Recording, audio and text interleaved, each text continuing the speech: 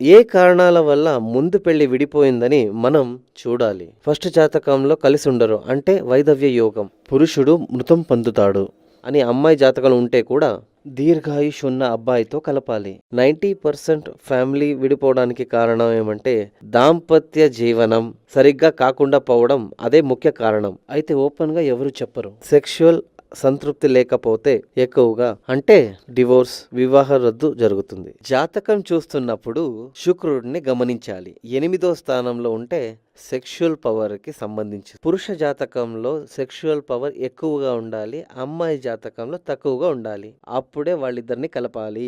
ఇంతకు ముందు చెప్పిన జాతకంలోని స్త్రీ జాతకం ప్లస్ పాయింట్ లోను, పురుష జాతకం మైనస్ పాయింట్ లోను ఉండేది. అక్కడే సమస్య.